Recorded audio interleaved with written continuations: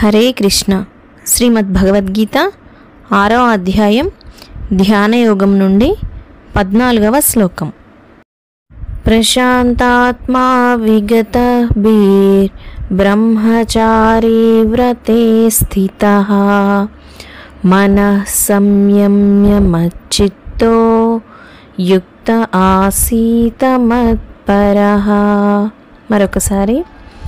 ప్రశాంతాత్మా విగతభీ బ్రహ్మచారీ వ్రతే స్థితః మనః సంయమ్య మచ్చిత్తో యుక్త ఆసీత మత్పరః. ఇప్పుడు ప్రతిపదార్థం తెలుసుకుందాం.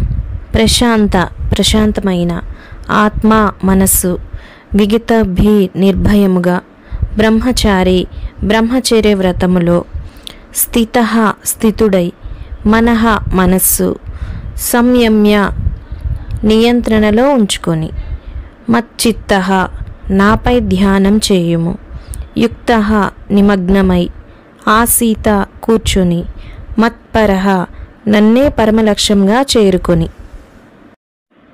భావం: ఈ విధంగా ప్రశాంతతతో, భయరహితంగా, నిశ్చల మనస్సుతో మరియు బ్రహ్మచర్య వ్రతంలో దృఢ సంకల్పంతో సావధానుడైన యోగి నేనే పరమలక్ష్యంగా నాపై ధ్యానం చేయాలి అని శ్రీకృష్ణ పరమాత్మ అర్జునునితో పలికెను.